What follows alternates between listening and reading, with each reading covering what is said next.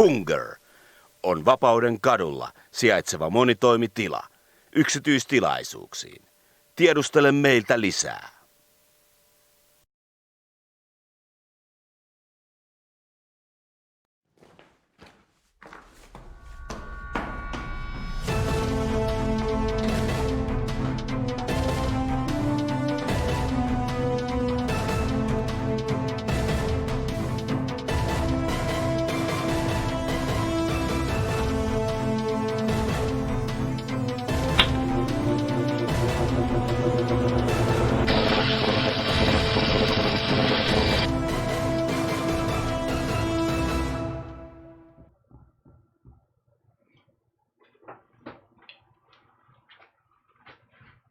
No niin, joutuu tulemaan tässä vähän niin lähetyksen alkuun.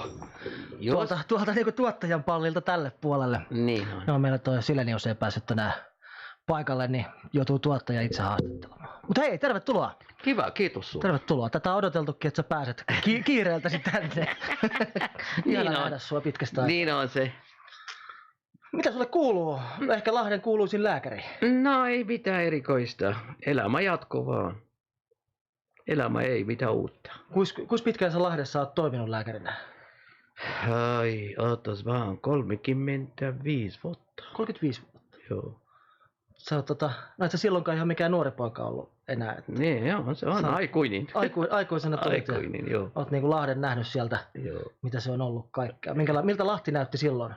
Pieni kaupunki ja mä oon ainoa ja tummaihoinen ja Lahdessa silloin. Ei ole paljon ulkolaisia, me oltiin kaikki, melkein oltiin 6-5 ulkolaisia. Niin just. 2 on englantilaisia, 1 on espanjalainen, minä ja sitten 1 on libanilainen. Okei. Just. Asuuko hän Lahdessa vielä vai? No Ootko nähnyt pitkään aikaa? Ei, se on kuule muuttavat paitsi Rabi ja asu Helsingissä. Okei. No se Lahden katukuva on tullut paljon lisää ulkomaalaista. On Joo. se. Eikö se ole ihan kiva, että on vähän erinäköistä ja eri väristä ihmistä? On se värikäs kaupunki. Niin. Joo. No kyllähän Lahti on aina ollut aika, siis kulttuurillisesti värikäs. Ne on se. On. Kyllä. Se lahtilaisia katosia asuvat ja enempää oli karjalaisia. Ja mä sanon aina, että kiitos Jumala, että karjalaisia on muuttaneet tänne Lahteen, että sama jos ilman karjalaisia sama kuin kahvia, ilman sokeria ja kirmaa. No se on kyllä ihan hyvä vertaus. Se on kyllä joo. Niin on. Joo. Joo.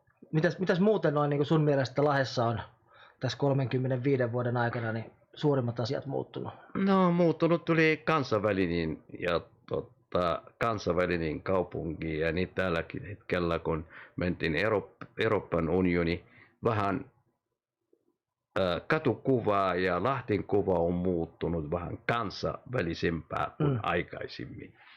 Onko menty suvaitsevaiseen suuntaan vai ollaanko menty toiseen suuntaan?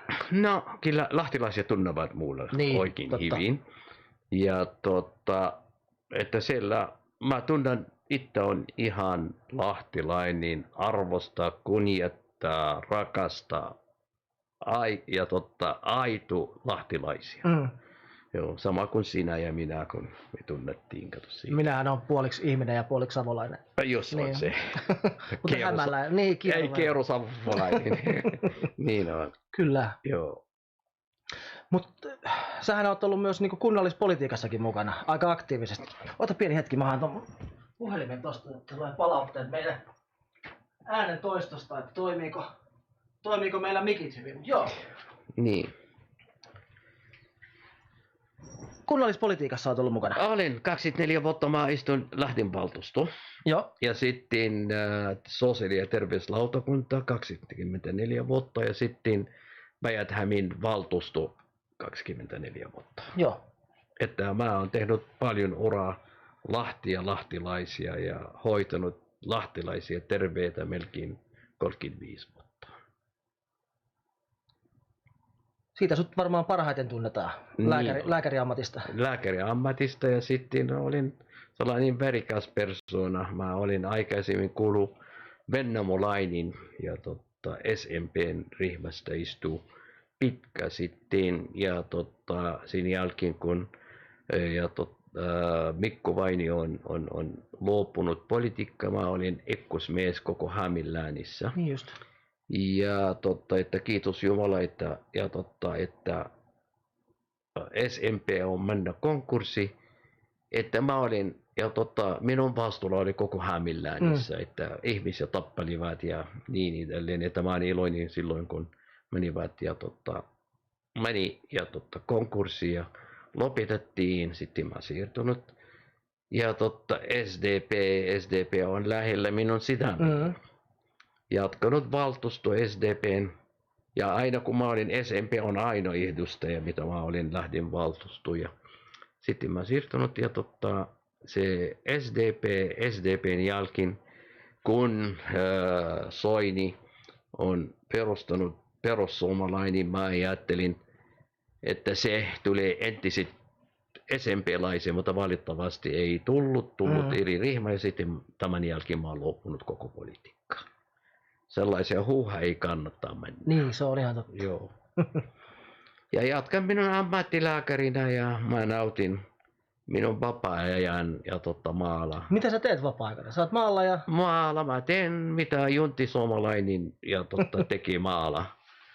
Ajan nurmikkoja, hakkaa puuta ja nautin elämä ja rauha. Ja nautin tämä suomalainen ihana luonto, vihreitä ja vettä. Ja sienimetsällä ja... Ja sienimetsällä ja marjoja ja marjoja keräämään. Että se on ihan kiva verikas elämä maalahan. Kyllä. Joo. Ja sulla on kiva paikka siellä. On. Mä tykkäsin siitä, että olin siellä. Juu, siellä on sulla on oma lampi. Oma lampi. Oma rantaviivaa reilusti. Reilusti ja mukavat naapureita ja mukavat kyläläisiä. Siellä on. Se on komea paikka, on siellä. On.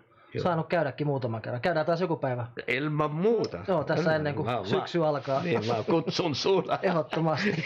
Nyt se on syksyn alku. No niin se on. Se ainakin tuntuu, että niin on kosteita ja kylvempää heti. Toivottavasti ensi viikko sulla on aika tulla. Joo, käydään. Mä tulin hakemaan, mulla on iso auto. Niin nyt pääsee sitten. Mahtuu kyytiin. Just. All right. Joo. Mites vastaanotolla, onko riittänyt porukkaa nyt lähiaikoina? Oli riittänyt, mutta nyt kuule on mennyt vähän huono johtu siitä, että tämä terveyspalvelu on tehty siitä, että he haluavat tappaa kaikki yrittäjät, lääkäreitä. Että muuttuu, että nyt tällä hetkellä esimerkiksi sairaanhoitajat antavat sairauslomakirjattavat resepti, että minun mielestäni se on väärin. Että meillä on huonot lääkäreitä, kuinka sairaanhoitaja voi kirjoittaa reseptiä ja hoitaa potilaita. Että meni huono suuntaan. Sä taidat kuitenkin tällä hetkellä olla varmaan ellei jopa ainoa lääkäri, mikä hoitaa pelkästään omaa yksityistä vastaanottoa. Jos se on loppu tämä kaikki. Niin, ettei taida yksityisiä vastaanottoja enää muilla ollakaan muuta kuin sitten, että molempia. Niin. Minä voin aina katsoa, ja Helsingissä on ihan sama. Niin just. Joo. Se on loppu tämä järjestelmä, että voit tehdä omaa vastaanottoa. Se on se yhtiö, mitä hoitaa. Joo, siellä pitää olla isompi firma mukana. Isompaa firmaa. Joo. Ja isompaa firmat, heillä on hyvät suhteita. Kyllä. Ja päättäjätin kanssa, että he suojattavat siitä. Se on kyllä harmi, että nuo pienet,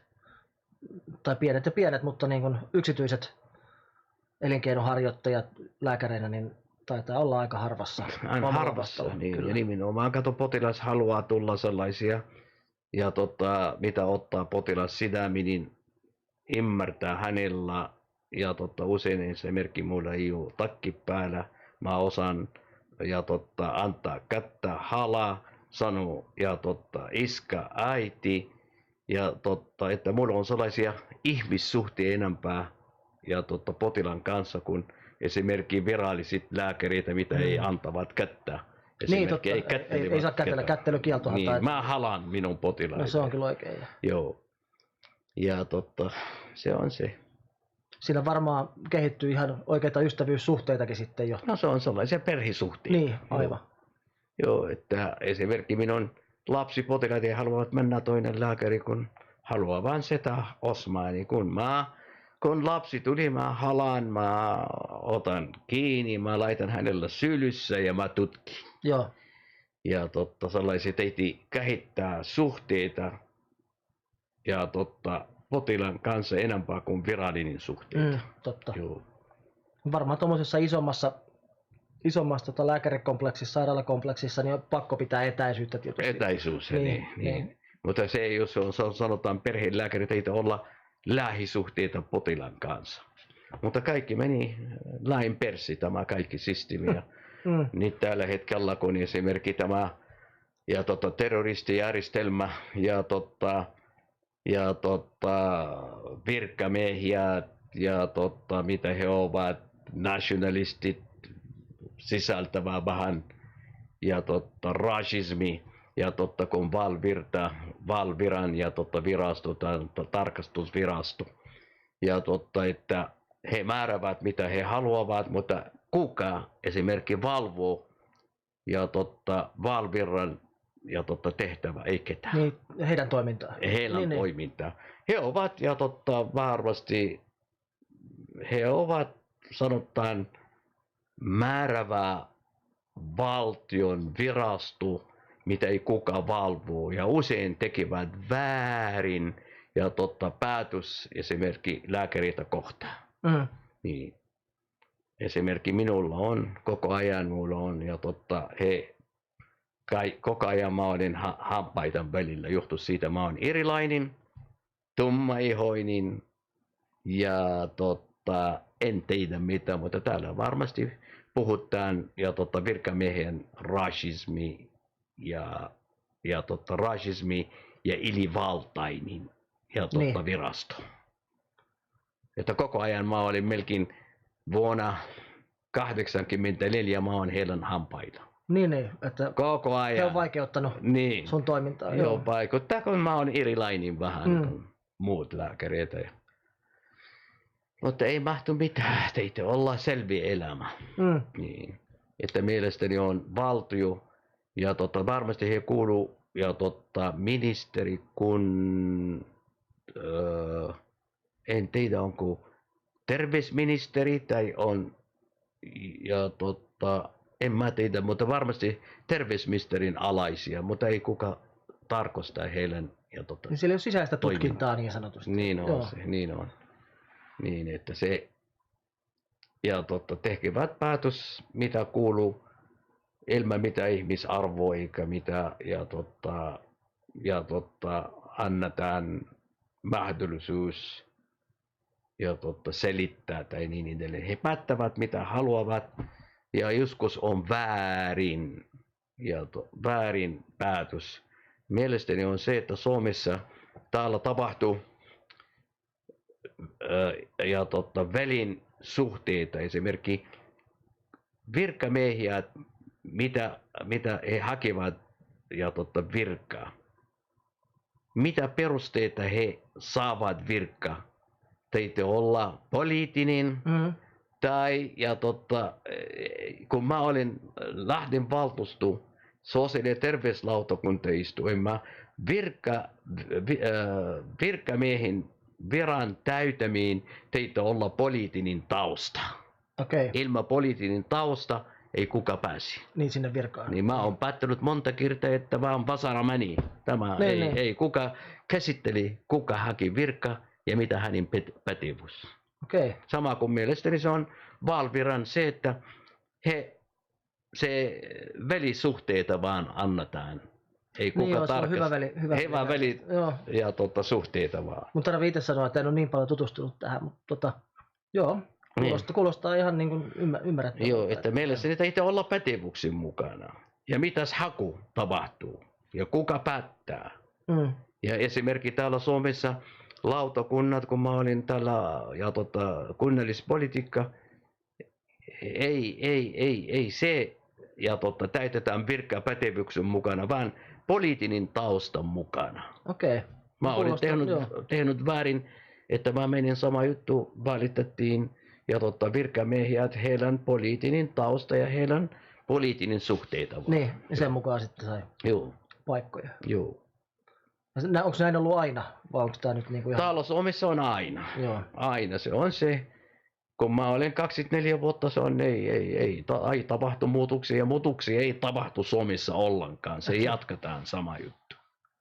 Pätevät ihmisiä jäävät haudassa ja poliittiset pohjasta he täytävät virat. Niin just. Joo. Valitettavasti mä olin elänyt tämä politiikka, mä tiedän kuinka. Miten se menee. Niin. Joo. Mutta sä oot alun perin kotoisin Sudanista. Olen Sudanista. Joo. Joo. Ootko siellä sun niin kun ensimmäiset koulutukset saanut vai onko se sieltä Joo. jotain pohjaa? No, mä olen saan aikuinen todistus, olin englantilainen ja Cambridge ja tentti. Tämän jälkeen se silloin oli Sudanissa oli englantilainen systeemi. Okei, joo. Ja se on Cambridge tentti. Joo. Tämän jälkeen se on tunnettu ympäri maailmassa. Joo. Missä mä menin, mä olin Englannissa ja Saksassa että se mulla on heti kun mä näytän diplomi, mulla on hyväksynyt, olkaa hyvä, menit yliopistoon. Ja sen jälkeen minun matka päättyi Puolaan, kun mä olin kuulu kommunistipuolueen. Joo. Ja kommunistipuolue ei se johtu siitä, että uskonto, vaan että se on poliittinen tausta. Ja sen jälkeen mä saan, että opiskelin Puolassa ja mä sanoin, että mä kiitän puolalainen ja kommunistipuolue, mitä on antanut mulle mahdollisuus opiskeli. Minun opiskeli ei maksanut mitään. Ja saan stipendium, saan asuntotuki, saan kaikki. Sain ja väätitystuki. Ja siinä jälkeen, opiskelun jälkeen, sitten mä aloitan lääkäriuraa. Ja kävin naisten tautien oppi ja sisutauti kirurgit. Saman jälkeen mä jäänyt naisten klinika, Institute of Obstetrics and Gynecology, Polna Institute. Mä saan minun paperit siellä naisten tautin erikoislääkäri ja sitten tehnyt sitologia, salon oppin ja tentti ja mä saan diplomi. Tämän jälkeen Suomi haukattu mulla lääkärin pulaa. Joo. Ja mä tulin Suomeen tällä, en tiedä mitä Suomi on, vaan mä oon lähettänyt minun Animus. Lääkintöhallitus silloin oli Antti Martila ja pääjohtaja. Saan vastaus viikon kuluttua, että tervetuloa Suomeen, me tarvitsemme lääkäreitä. Siellä oli helvetti, oli pulaa, lääkärin pulaa. Saapun tänne, oli vappupäivä ja mä ihmettelen mitä täällä on ihana iloja ihmisiä ja onko ne aina niin, mitä sama on. Ja mä ihastun aina, kato tämä mustalaisia ja vaatteita, se on kaunis. Mä ajattelin, että tämä on kansalaispuku täällä Suomessa. Sehän tavallaan onkin kansalaispuku, mutta niin. Tietyn vähemmistön vaan. Mutta joo, vähemmistö niin. Just. Niin, ja sitten mä ei mitään muuta aloittanut minun teihin. Helsingin naisten klinikka oli minun rakas professori ja isä oli Harri Siljakosin alainen. Naisten klinikka muistan oli ja gynekologian osasto ja Kutusin. Se on toinen kirurgi. Sen jälkeen mä olin melkein lähi 8 kuukautta hänen kanssa. Harri Siljakos oli professori, opettaja ja isä oli. Joo. Mukava mies, se on ruotsalainen suomalainen. Ja tämän jälkeen hän hoitanut mulla asiat, että mä menin Varkautiin. Mä olin Varkaudin aluesairaala. Siellä EU naisten osasto oli kiinni. Ja mulla on pakko avata siellä. Mä olin siellä 9 kuukautta lääkäri. Sen jälkeen menin Mikkelin keskussairaalan naisten osasto, olin apulaisililääkäri vajaa vuosi 3-4 kuukautta. Tämän jälkeen olin Oulun keskussairaala naisten klinikka professori Jarvenin alainen. Olin siellä 10 kuukautta 12 kuukautta sitten kirurgia-osaston osastolääkärinä ja teho-osasto ja tarkkailuosasto. Tämän jälkeen mä tuun Lahteen ja Euroopan alainen, vaihtanut koko ala. Haluaisin katsoa naamuja kun takapuolit, vaihtanut ja anestesiaosasto. Ja mä anestesialääkäri ja mä olin anestesiaosasto 2,5 vuotta. Joo. Oli mahtava aika ja mahtava ilmapiiri ja mahtava johtaja Euroopallakin. Siellä ei ollut rasismia. Ei oli rasismia ja tämän jälkeen mä olin Lahtin terveyskeskus Paavolossa 2 vuotta sitten ja olin varalääkäri, hätävaralääkäri terveyskeskus, sitten Orimaattilan työterveysjohtava lääkäri vuosien ajan. Sen jälkeen mä olin ja Orimaattilan terveyskeskus lääkäri.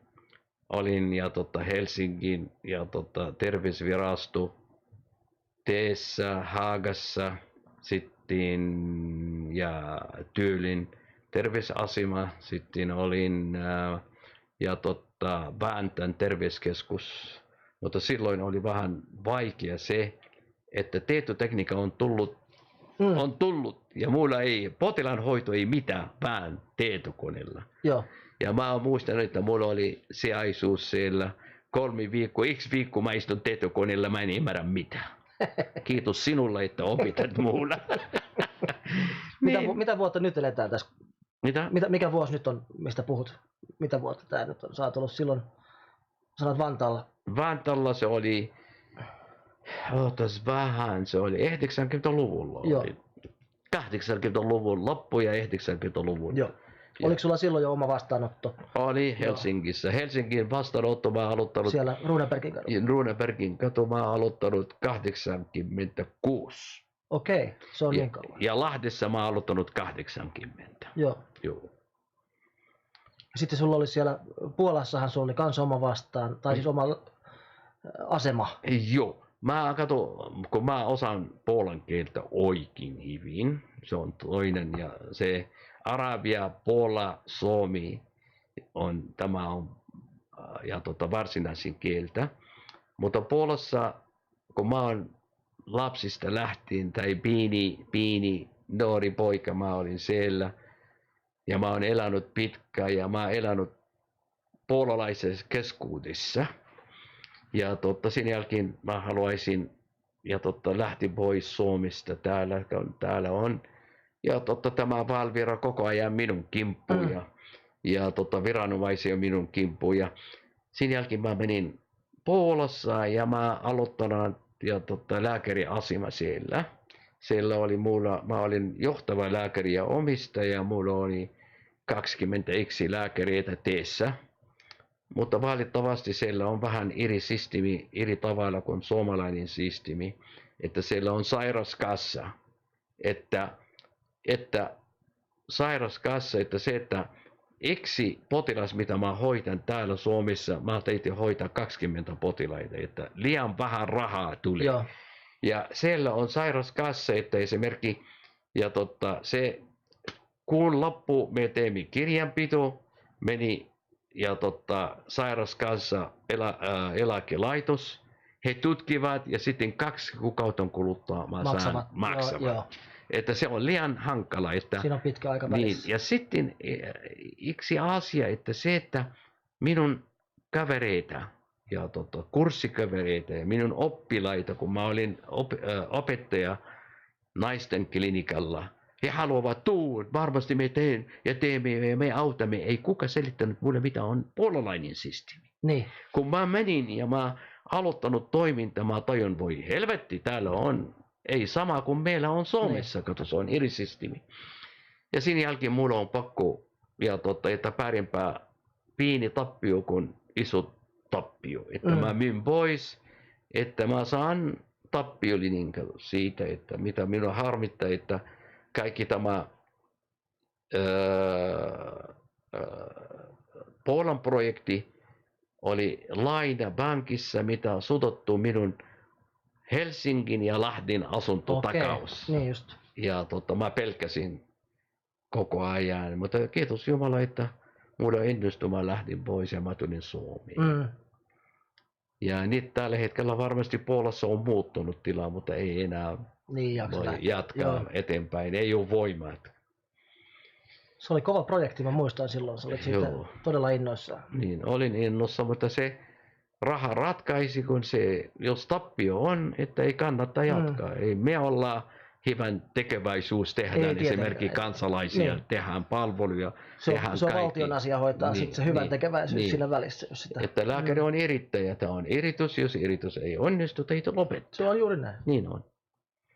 Mutta sä oot kirjoittanut kirjankin, tai useammankin taitaa olla. No mä olen kirjoittanut kirjaa englantin kieltä, ja sitten kannattiin suomen kieltä nimittäin sivistystaudit, se on hyvin aineita ja raskasmetallit hiuksnäiteistä.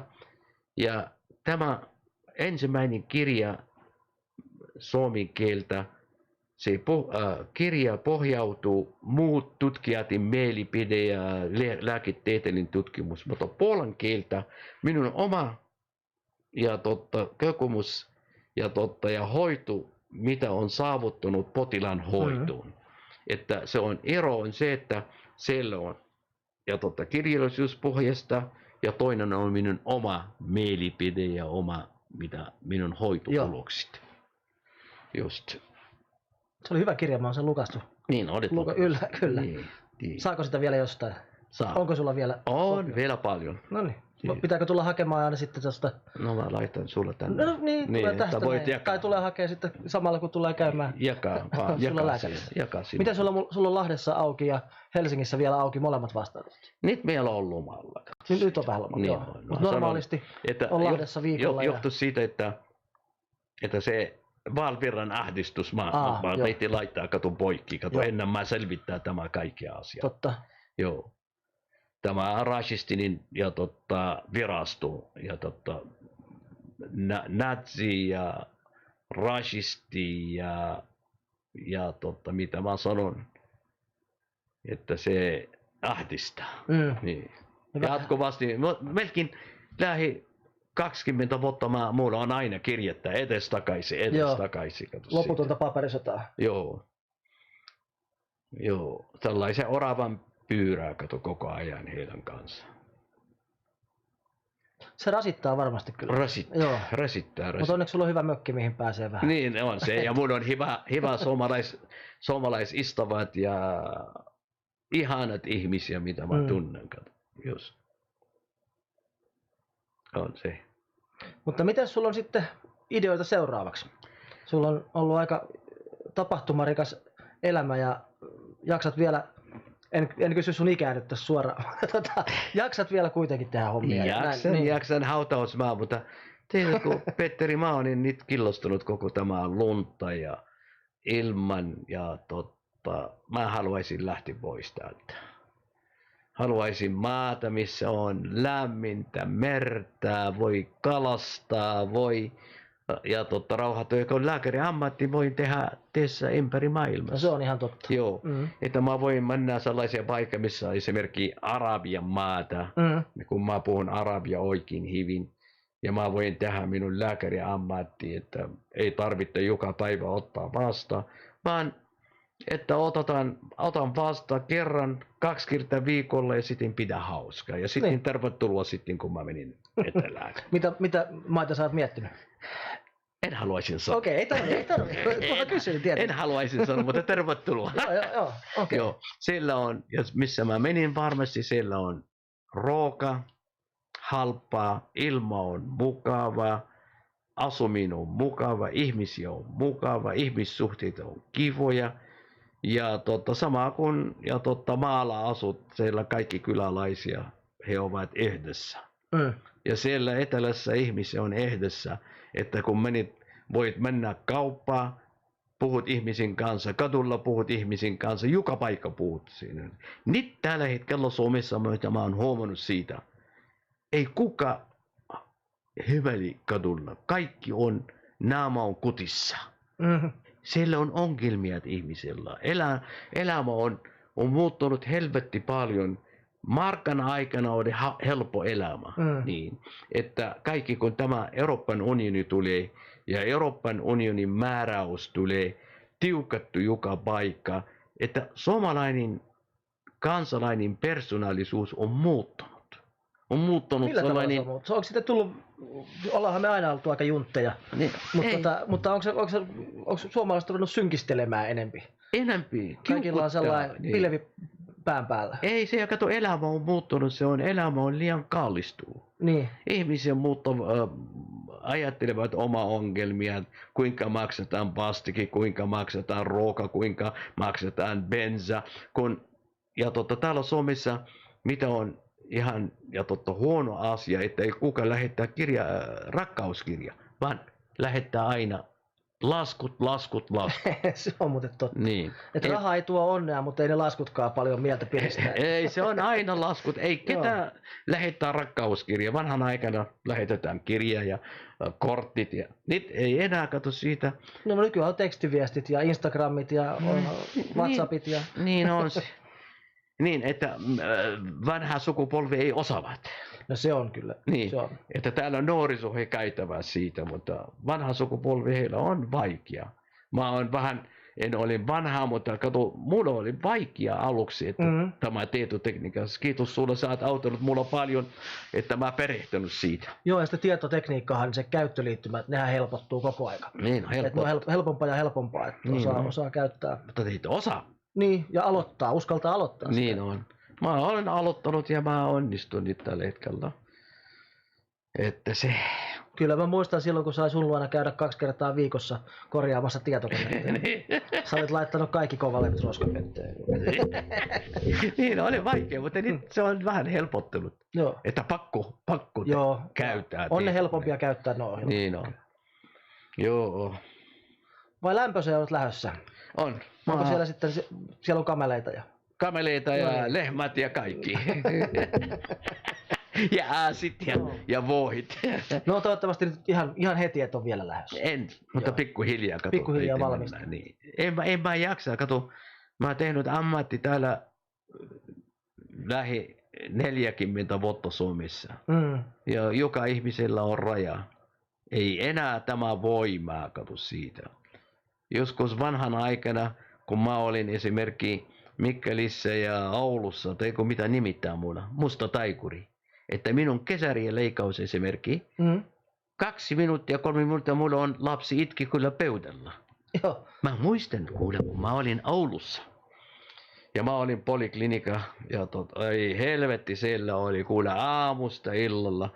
Mä teen teessä, kato lääkärin ammatti ei mitään ja vaikea, mutta se on suomen kieltä on vaikea, että teitte sairauskertomukset ja kaikki. Siinä jälkeen mulla alkoi vähän, en halua olla poliklinika, se on rankka siellä. Niin varmasti. Oulussa, Oulun yliopiston ja sitten mä muistan, että mä menin ja Järvisellä, professori Järvinen ja mä sanon kuule mä en jaksan täällä ja en mä jaksan olla poliklinika, mä haluaisin vähän siirtää pois toinen osasto.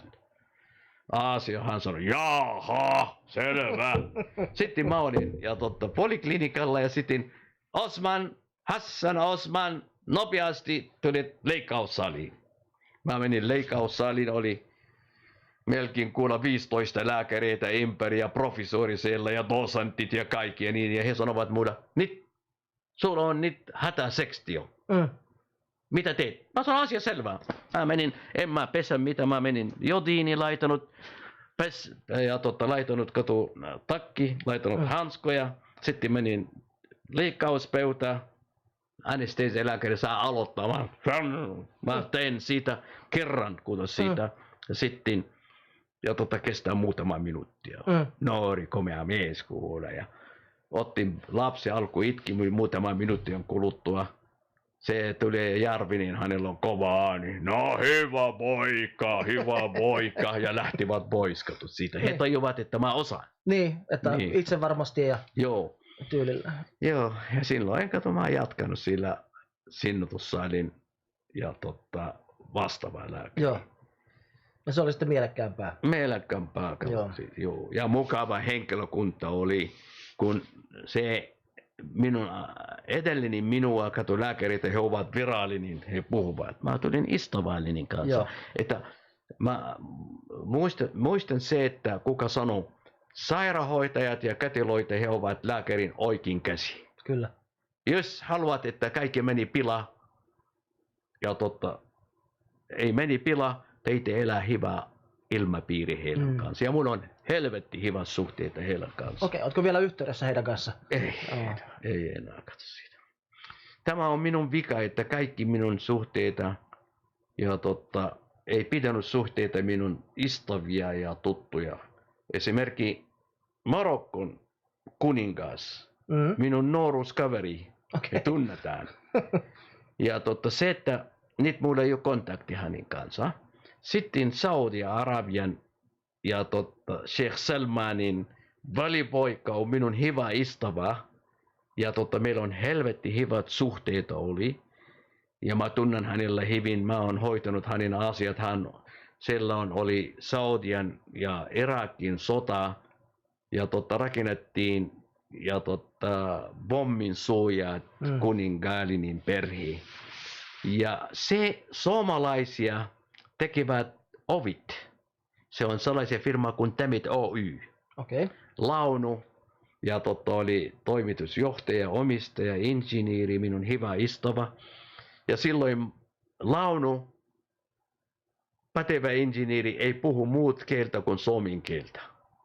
Ja Sheikh Salman ei puhu suomen kieltä, eikä englantia. Mä olin sellainen mies, mitä on hoitanut suhteita heidän kanssa.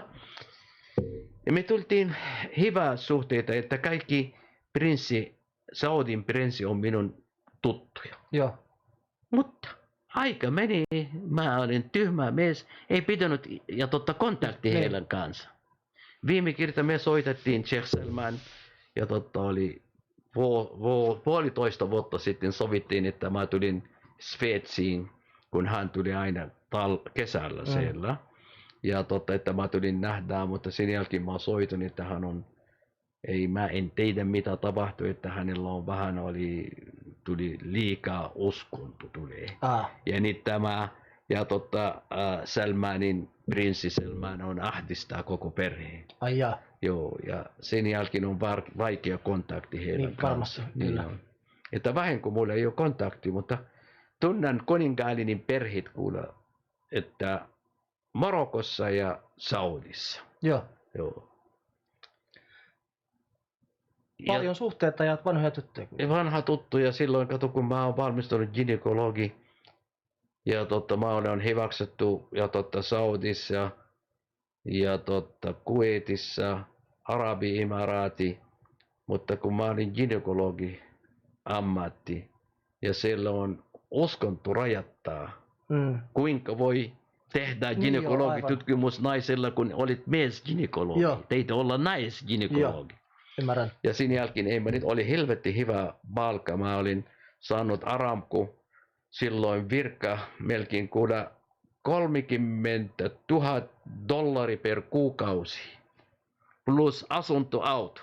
Okei. Ja matka ja lippumatka ja kerran vuodessa tai 2 kertaa vuodessa missä vaan maailmassa. Niin, saa kunnon lomamatkat niin. vielä. Silloin oli vähän lääkäreitä maailmassa silloin. Joo. Tällä hetkellä on lääkäreitä on liikaa.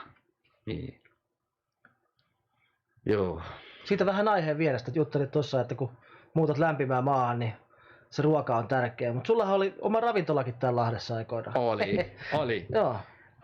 Osman herkut oli ja oli täällä Lahdessa oli toinen pizzeria oli, eli yksi Aleksanteri ja kauppakeskus ja sitten minua. Mutta ominaisuus on minun ravintola oli se, että käytettiin paljon sivulia, valkosivulia ja sitten käytettiin paljon itämaisia mausteita, Joo. tahinat. Se on ollut uusi juttu silloin varmaan täällä päin. Joo, ja laitettiin falafelit ja sitten donitsit, Osmanin donitsit. Okay. Ja sitten on se, että annettiin 25% oli vain opiskelija ja eläkeläisiä. Että mulla on paljon oli kavereita. Kyllä. Mutta sen jälkeen mä en jaksan siellä hoitaa lääkärin ammattia ja kaikkia. Niin sitten mä myyn pois. Onko sulla vanhoja reseptejä tallessa? On. Hyvä. On. Lähdetään ensi viikolla mökille testaamaan. Testataan. Jos. Mut hei, näihin kuviin, näihin tunnelmiin. Tää oli oikein kiva, että pääsit meille vieraaksi. Asia selvä. Otetaanko uudestaan joku kerta vielä? Joo. Muistellaan vanhoja. Niin on. Joo. Oikein kiva. Niin. Hei. Mistä tämä meni? Kuule, mä laitan kohta tosta linkkiä eteenpäin. Laitetaan pikkuhiljaa mainokset pyörimään. Mut Niin. mä laitan sulle linkin tulemaan, niin pääset itse katsomaan sit. Asia selvä. Ja hei Petteri, nähdään sitten. Aha, siellä on. Niin.